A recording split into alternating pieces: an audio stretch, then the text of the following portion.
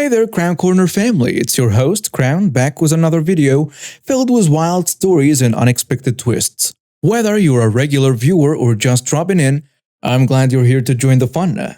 Today, I've got 3 unbelievable tales that are sure to amaze, amuse, and maybe even inspire a little bit. So grab your favorite snack, get comfy, and let's dive into these crazy adventures together. This story happened around a year ago, and I had completely forgotten about it until earlier while I was playing a game of Warzone with my cousin over the internet, and he brought it back up. I, male 35, had gone to the local bullseye looking to pick up a few things with my cousin, Tom, male 32, for a long night of gaming, as neither of us had anything to do that Friday or Saturday night, and then the new Call of Duty Vanguard had just released. Not knowing how terrible this game was, we here hyped to get in as many hours as we could.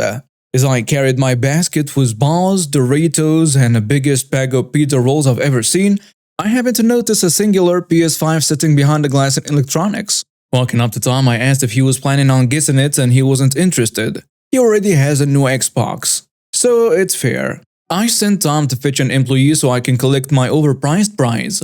Looking forward to those PS exclusives over the coming months. Everything goes swimmingly and I've bought my PS5. No sooner than I grab the bag and pick it up, a woman approaches. We will name her Susan. She wasn't good enough at her craft to be dubbed Karen. Susan interjects the closing niceties between myself and the store clerk with a panicked, "Excuse me." The 3 of us turn and the store employee asks if he can help. Susan says, "No, that will not be needed," as she's looking to chat with me. Thinking this was an r/out-of-work-here lady in the making, I make sure she's aware I am not a member of the Bullseye staff. Susan confirms she knows this as her voice continues to feign sweetness. Susan says, "I see you have that last PS5 they have in stock. Were you going to buy that?" To which I responded, "Actually, I already did. I'm stoked to finally have one." Susan replies, No. You can't have it. I need it. I'll pay you double what you paid for it." Now look, if I hadn't just spent ages trying to track one of these new systems down, I'd have just sold it to her at cost, but I wasn't able to find an RTX 3080 Xbox Series or PS5 at this point. Check, and check today. So no amount of money could have convinced me to part with it. I informed Susan, and she's absolutely not having it. All of the faint sweetness instantly gone. She demands I give her the PS5. As store employee interjects, telling Susan if she continues to harass customers, he will have to ask her to leave. Susan turns and says, "I don't give a frick what you say. I'm going to get that PlayStation." However, I did use this moment to slip Susan and make a break for the exit, reaching my car, and just as we are pulling out of the space, we spot Susan running. Thinking nothing of it, I dropped it into drive and put her to the exit. I added a photo of the make and model to show just how much of a sore thumb we would be on the roadways. About a mile to a mile and a half after leaving Bullseye, I hear frantic honking from behind and look up. If you guessed I saw Susan in her BMW SUV tailgating and swerving all over the highway, you'd be correct. Other than laughing with Tom, I ignored her entirely. Roughly 10 minutes pass and she's still right there when I hear sirens and notice the telltale cherries and berries of a state police cruiser directly behind Susan. Rejoice. However, Susan pulls to the right lane and the officer continues on. Now he's directly on my bumper and he's laying on the air horn being super obnoxious. So I pull over and yep, he is there for me. Susan had also pulled over behind the officer, though I hadn't noticed. The officer approached and treated me like a possible DUI and explained they had received a call about my vehicle swerving all over the road and driving at erratic speeds. After a couple back and forth, he was convinced everything was fine and started to tell me to have a nice day when Susan out of nowhere screams, "Officer, arrest this man. He stole my PS5. I explained to the officer that I had bought the PS5 at Bullseye and what had happened with Susan. The officer was extremely confused but could see the PS5 sitting on the backseat within the car. He asked if I could prove that it was mine and that I did in fact pay for it. To which Susan said, "Absolutely not.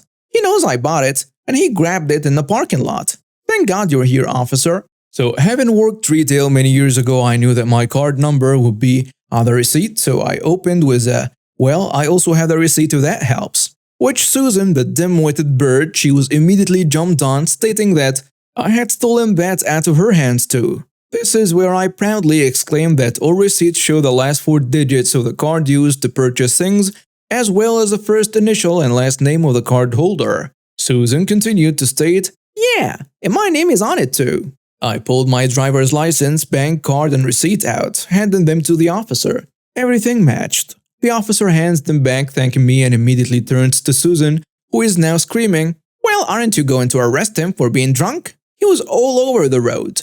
The officer replies, "So you were the one who called us about a possible DUI?" Susan proudly exclaimed, "Yes, now arrest him." Our officer immediately pulled out his handcuffs and slapped them on Susan as she, with a voice full of fear, asked what the hell he was doing. The officer explained that Susan was under arrest for making a false report, misuse of 911, my state's law on stalking. Now, while I got this wonderful PS5, Susan got her car towed. The full weekend in lockup, and when the dust finally settled, she pleaded guilty to make a false police report and harassment. I don't know what the terms were, but she was put on a 2-year probation and banned from the local bullseye until it completes. Come on, guys. We all need to be better than this. There will always be another shiny commodity next week. This is one of the few times my mother, the entitled Mama Bear, did anything good for me. In the retrospect, it was mostly just Karen versus Karen though. And had I not lived a life with this kind of nonsense in it, I wouldn't believe a lot of this myself, as this is pretty much stereotype galore. Aside from my mother being a real piece of work, the fact that a teacher was evil in this case still rather irks me. Teachers are supposed to be good people you can trust. And thankfully I've only really had one bad teacher in the entire time I was in school. In elementary school, I dealt with a bully that we will call Tina for this. She was big and strong for a girl her age and loved to throw it in the face of others. And she had a posse of kids that regularly followed her around. What's more, her aunt was one of the teachers at the school, and was one of the teachers who stood watch during lunch period and out in the playground watching the kids during recess. So Tina got away with a lot of stuff because her aunt never stopped her. Tina's favorite thing to do was to steal food from other kids in the cafeteria, especially desserts. And this made her a bit more heavyset, so she used her weight to get her way a lot. She loved to pick on kids she thought wouldn't fight back, but usually steered clear of any that were too big. There was a guy in my neighborhood that we will call Troy. He was about 5 years older than me and took defensive martial arts. He showed me how to do a few moves in case I dealt with bullying. One move in particular was to crouch down and then jump up and hit your opponent in the chin to disorient them. But most of what Troy taught me was how to dodge. He showed me how to step out of the way anytime someone threw a punch or kick. He also showed me how to do some basic grabbles and throws using momentum. I couldn't thank him enough for those skills as they helped a time or two. Now moving back to the bully Tina. She soon decided I was her next target one day at lunch when she tried to steal my chocolate pudding cup. I was bigger than her, so she typically left me alone. But I guess she somehow figured she'd test the waters and come after me next. She blatantly reached for my pudding cup and I just pushed her hand away. She tried again and I refused to let her grab it. She tried to smack me, but I grabbed her arm and told her she better leave me alone, or it wouldn't end well for her. She literally snorted at me and said that she would just get her aunt to get me in trouble. But I showed no fear of that. So she moved in closer and goaded me by saying my sister would make a nice punching bag for her if I didn't cough up the pudding. I laughed and told her that if she laid one finger on my sister, she'd have to deal with both me and my crazy mother. That would not end well for her. Tina blew me off and said she'd come back and deal with me later. Then during recess, she snuck up on me by the tether ball and hit me over the head with her fist. That really hurt. But I did as Troy showed me and crouched down while Tina tried to wail on me. Then I jumped back up and hit her chin hard. I ran to stand next to a nearby wall. And as soon as she recovered enough, Tina ran right at me, charging like an angry rhino, ready to do a running punch. I stepped out of the way and she ran fist first right into the wall. Tina screamed bloody murder and all the other kids that were with her pretty much scattered. So much for loyalty. Tina's Karen aunt came running up and blew a pee whistle so hard that it was sputtering. She tried to talk to Tina but didn't get much out of her other than, "It was him." So Tina's aunt grabbed me by the arm and jerked me really hard out of sight and then actually put her hand on my throat to threaten me. The following is pretty paraphrased from what I remember as it was over 20 years ago, but I think it's pretty close. She says to me in a loud whisper, "What have you done to my niece, you little poop stain?" I say I just defended myself. She sees another teacher running towards us and let go of me. "Stay right there, you little brat. I'll deal with you later." She took care of Tina while the other teacher marched me to the principal's office. My dad was unable to get off work, so my entitled mama bear was cold. I dreaded this because I thought she'd never stick up for me, especially since it was a girl that I defended myself against.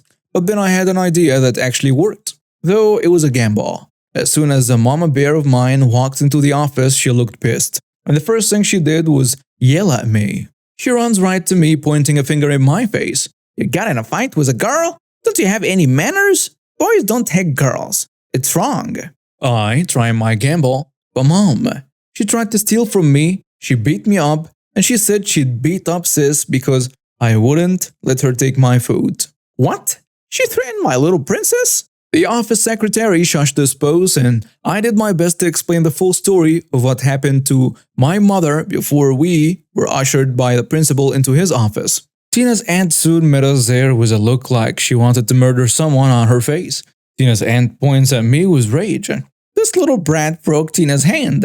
She's on her way to the hospital right now because of him." But I only defended myself, and she hit the wall on her way. The mama bear of mine stands toe-to-toe with Tina's aunt. "Well, maybe she deserved that for making fun of Kriegel and threatening to hurt my little princess." Tina's aunt seemed shocked that someone actually stood up to her and was just as much of a Karen as herself. Mama bear pokes Tina's aunt's heart and tells her, "Now you listen here. It's Kriegel's job to make sure that nothing happens to my little sister here at school. And if anyone here even lays a finger on her or him for it, then so help me, I'll have them expelled or fired. Do you know who my husband is?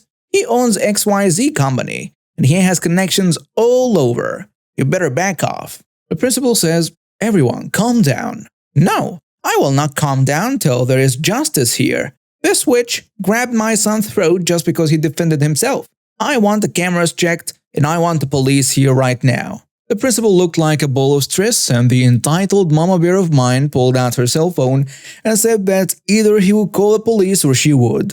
So he did. We waited in the main office for nearly 2 hours while police went through the camera footage, and it caught not only Tina's attack on me, and also Tina's aunt's putting her hand on my throat.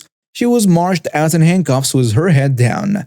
After that, I told the principal about several other kids that Tina had been bullying, and he talked to all of them, and they told him about more kids, and those kids told him even more.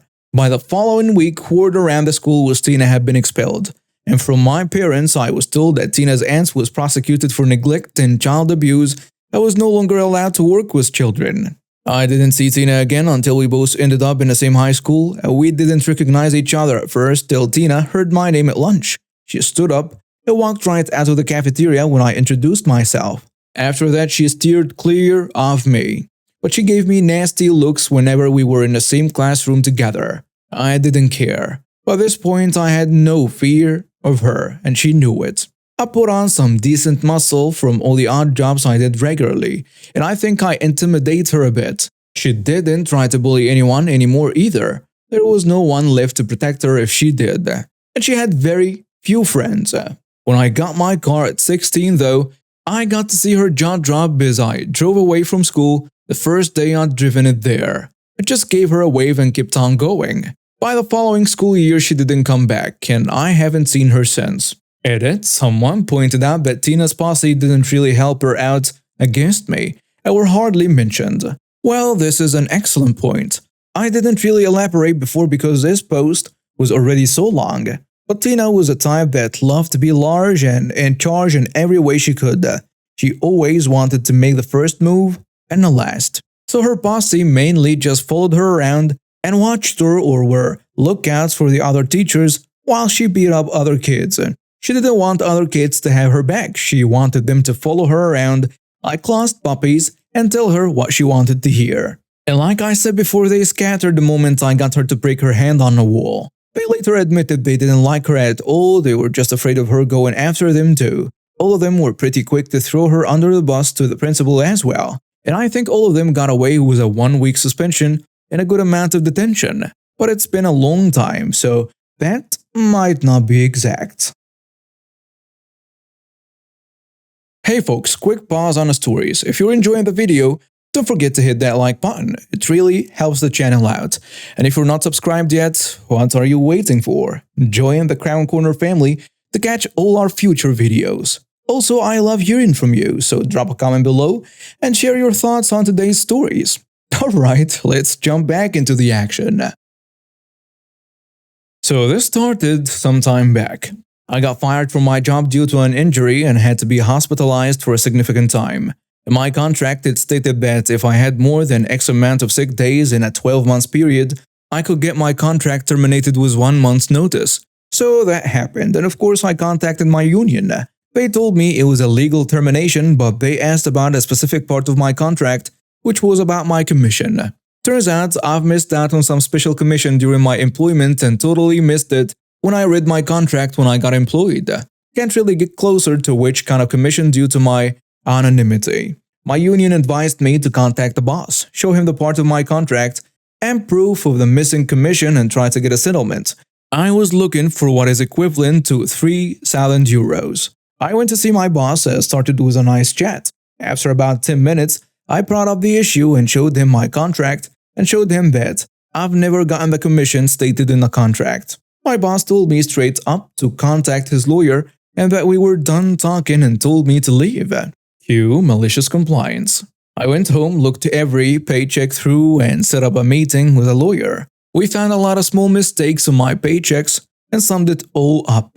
We sent an official letter to his lawyers and got an answer from them a few days later. Now he was willing to settle for the first amount, equivalent to 3,000 euros. I smiled and laughed. No can do, Mr. Bossman. Not anymore. Now I want the full amount, which is equivalent to 10,000 euros plus pension plus 15% in damages plus all the legal fees. And I have proof of everything to back up my claim. Due date to the courts, and guess what? He lost big time. I have now planned a nice vacation and still have more money than I asked for in the first place. Another episode of K-Korner wraps up with stories that left us shaking our heads, laughing and maybe even learning a thing or two. I hope you enjoyed this episode as much as I did sharing it with you. Remember, life is full of surprises, so stay curious and keep exploring. Until next time, this is Crown, signing off.